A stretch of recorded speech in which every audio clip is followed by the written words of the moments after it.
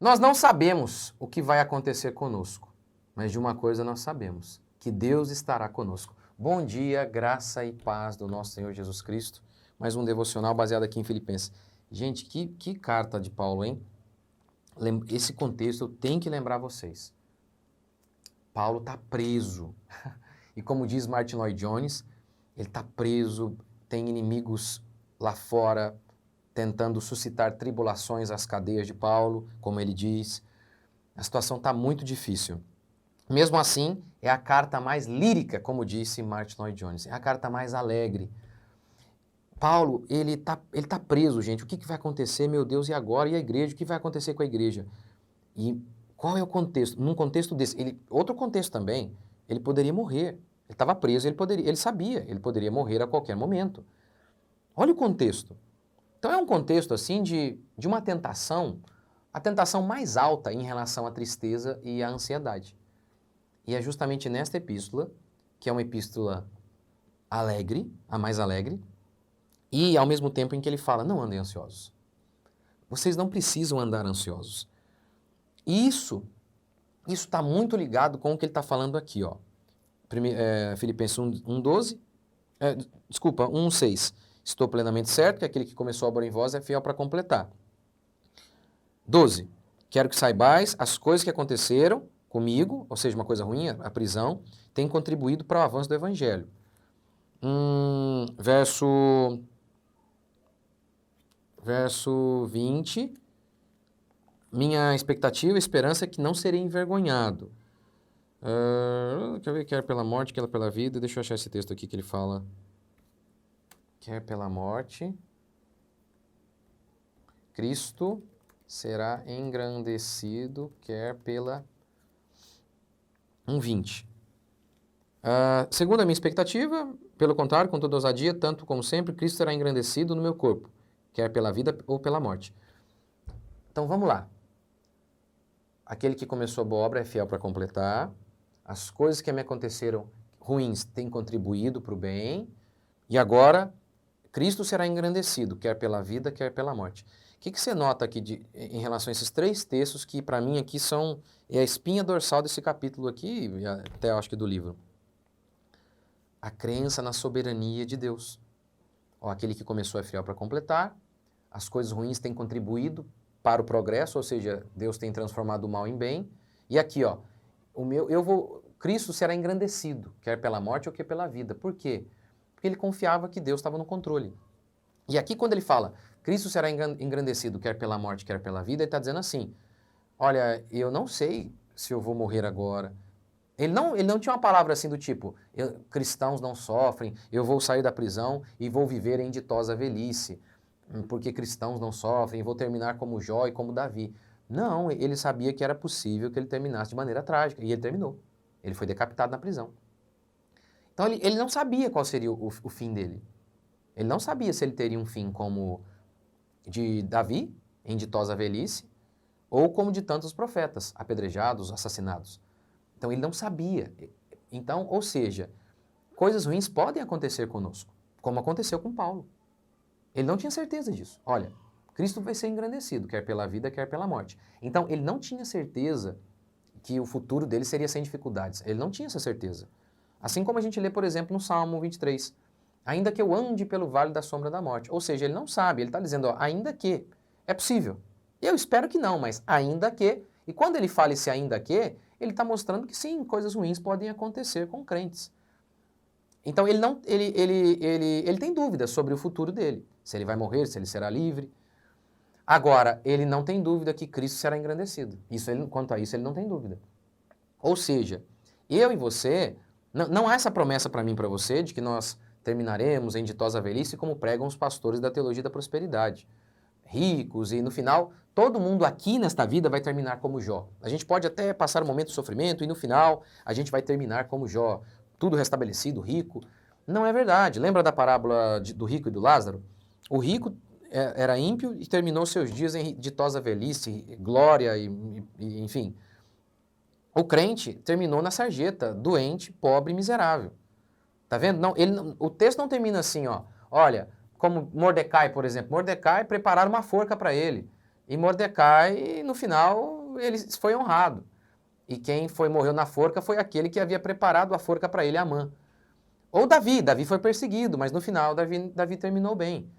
Não foi assim com o Lázaro da parábola. Ele terminou mal. Assim como a gente lê em Hebreus, a história de vários cristãos que morreram apedrejados, cerrados ao meio, jogados em fornalhas.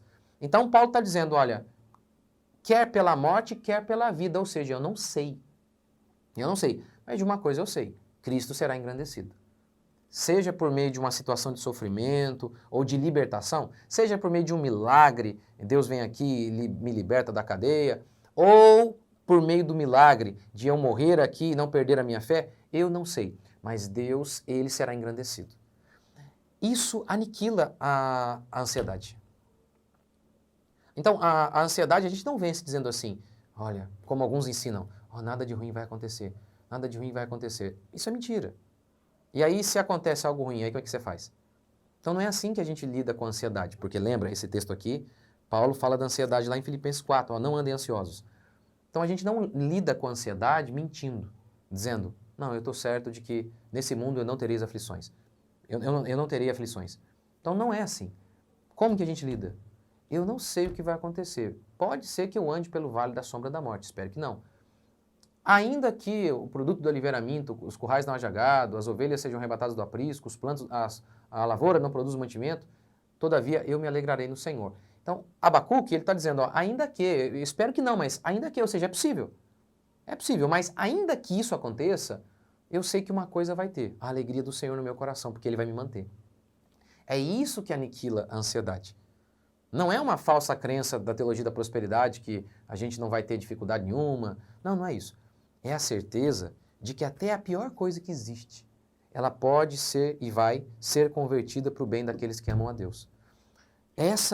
É por isso que Paulo aqui em Filipenses tem como tema a alegria, a paz, a ideia de não andar ansioso, porque ele está plenamente certo da soberania de Deus, de que Deus é soberano sobre tudo e sobre o seu povo, que Deus ama o seu povo, Deus guarda o seu povo. Então isso é fundamental. Isso é fundamental. Então, mais uma vez, para a gente encerrar. Verso 6, estou plenamente certo. Aquele que começou a boa obra, ele vai completar. Se você pensa nisso, poxa, ele vai completar, vou ficar ansioso por quê? Porque a ansiedade não é em relação ao amanhã, não é?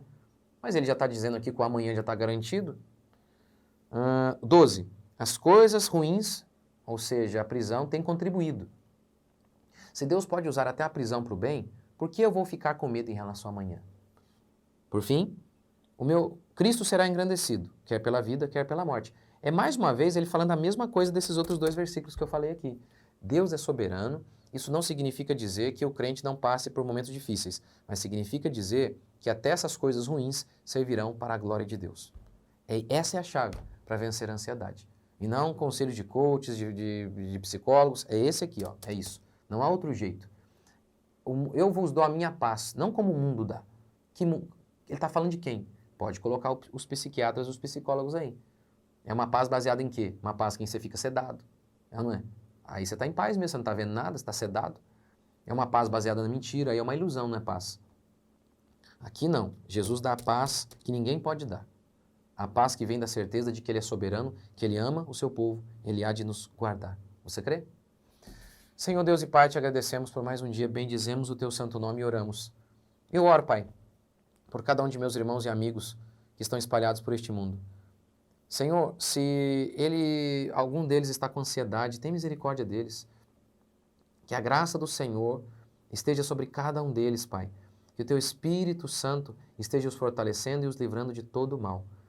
Ó Pai, ajude-nos a enfrentarmos as nossas adversidades, aumenta a nossa fé a cada dia, fortalece a nossa fé, para que possamos resistir a tudo e a todos, por meio da graça do Senhor. E que a paz do Senhor esteja sobre cada um de meus irmãos. Essa paz que o mundo não pode dar, mas somente o Senhor. Que essa paz invada cada um de meus irmãos agora, onde eles estiverem. Eu peço, Pai, em nome de Jesus, juntamente com eles, eu peço que a paz do Senhor invada os nossos corações. Em nome de Jesus. Amém? E é verdade, né? Eu já vi tanta gente que o cara ganha 30 mil reais, ele abandona para ganhar 5 só para ter paz. Eu já vi gente famosa abandonando tudo para ter paz.